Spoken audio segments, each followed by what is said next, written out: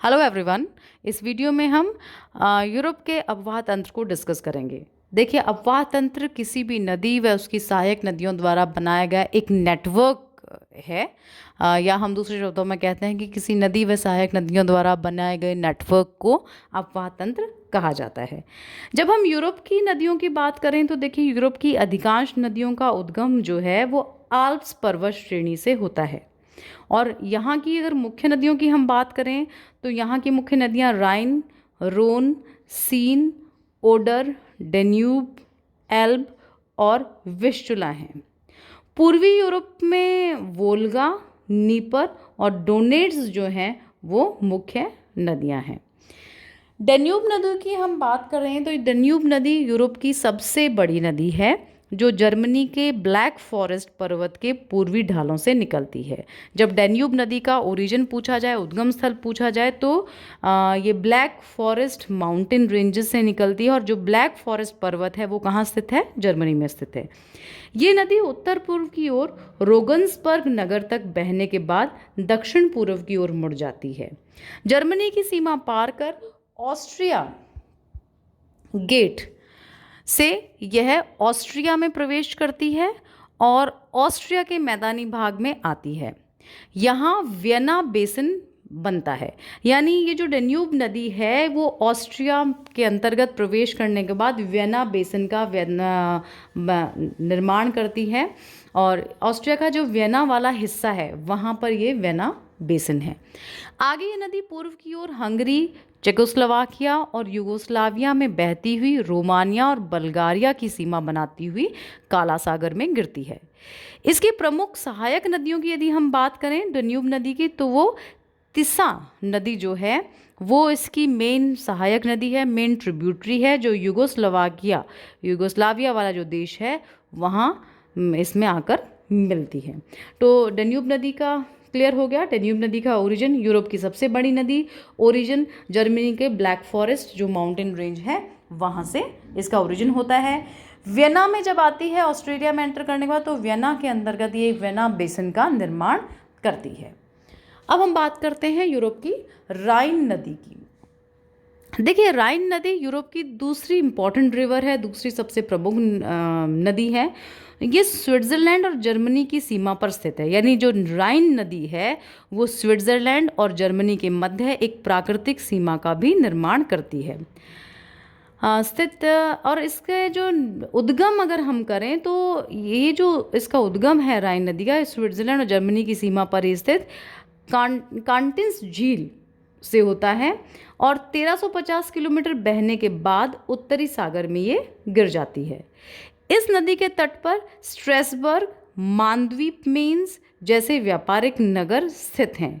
ये नदी बिंगन तक रिफ्ट घाटी के अंतर्गत बहने के बाद बोन तक पहुंचती है और उसके बाद वेस्टफालिया के कोयला क्षेत्र से होकर रॉटरडम के पास उत्तर सागर में गिरती है। लाइन, मेन और नेकर इसकी मुख्य सहायक नदियां हैं। ये नदी जल परिवहन के लिए सबसे उपयुक्त है। तो राइन नदी की अगर हम स्पेशलिटी को देखें, विशेषता को हम देखें, तो सबसे पहला फीचर ये है कि ये जो अपनी डेन्यूब नदी है उसके बाद यूरोप की दूसरी सबसे बड़ी नदी है। और राइन नदी के उद्गम की हम बात करें तो स्विट्ज़रलैंड और जर्मनी के मध्य स्थित जो कांटिन्स लेक है, कांटिन्स झील है, वहाँ से इसका उद्गम होता है। और ये अपने उद्गम के बाद कहाँ गिरती है? उत्तरी सागर में गिरती है। राइन नदी की दूसरी स्पेशलिटी ये है कि ये एक रिफ्ट घाटी में बहती है। काफ़ी लंबी दूरी तक रिफ्ट घाटी में बहकर ये बॉन जो शहर है वहाँ पहुँचती है और उसके बाद ये वेस्ट जो फालिया कोयला क्षेत्र है वहाँ जाकर बहती हुई उत्तरी सागर में गिरती है।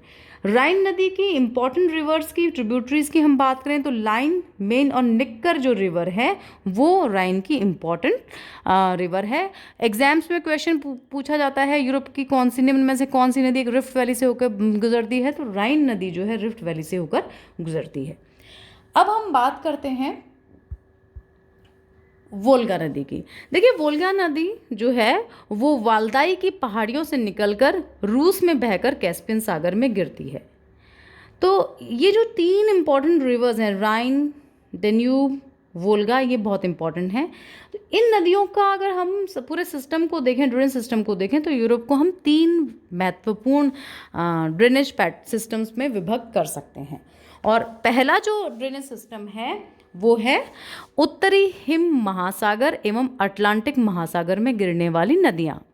देखिए, उत्तरी हिम महासागर एवं अटलांटिक महासागर में गिरने वाली नदियों में स्पेन की डोरो, टोगस, ग्वाडियाना, ग्वाडिक्यूवर आदि नदियां हैं जो अटलांटिक सागर में गिरती हैं। फ्रांस की सीन नदी इंग्लिश चैनल में तथा लायर और गोरेन नदी बिस्की की खाड़ी में गिरती है।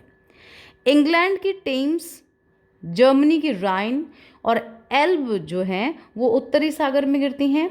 जर्मनी की ओडट और पोलैंड की विस्चुला बाल्टिक सागर में गिरती हैं। ड्वीना नाम की 2 नदियां उत्तरी ड्वीना श्वेत सागर में और दक्षिणी ड्वीना जो है बाल्टिक सागर में गिरती है।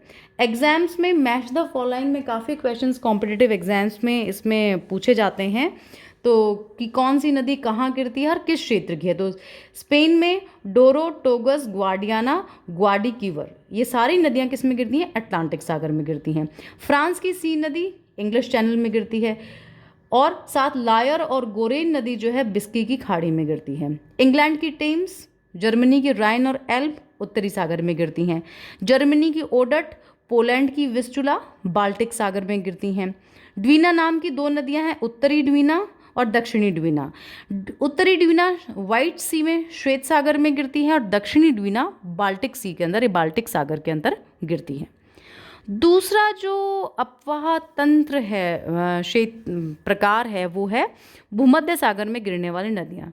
देखिए, स्पेन की एब्रो, फ्रांस की रोन, इटली की पो नदियाँ इसके अंतर्गत आती हैं।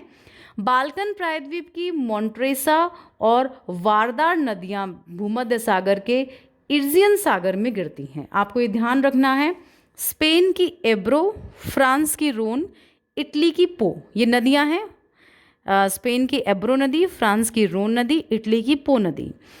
बाल्कन प्रायद्वीप की अगर हम बात करें, बाल्कन पेनिनसुलर एरियाज़ की बात करें, तो बाल्कन प्रायद्वीप की मॉन्ट्रेसा और वारदार नदियां जो हैं वो भूमध्य सागर के इर्जियन जो पार्ट है, इर्जियन सी का जो पार्ट है, उसमें गिरती हैं। तीसरा अपवाह तंत्र है काला सागर, कैस्पियन सागर आदि आंतरिक सागरों में गिरने वाली नदियाँ। तो देखिए, इसमें डेन्यूब है, रूस की डोन, नीपर और निस्टर्न जो नदियाँ हैं वो काला सागर के अंतर्गत गिरती हैं और यूराल और वोल्गा नदियाँ जो हैं वो कैस्पियन सागर के अंतर्गत गिरती हैं। तो आपको ध्यान रखना है, डेन्यूब, डोन, नीपर और नीस्टर नदियाँ ब्लैक सी से संबंधित हैं, ब्लैक सी में गिरती हैं। वहीं यूराल और जो वोल्गा नदियाँ हैं वो कैस्पियन सी के अंतर्गत गिरती हैं।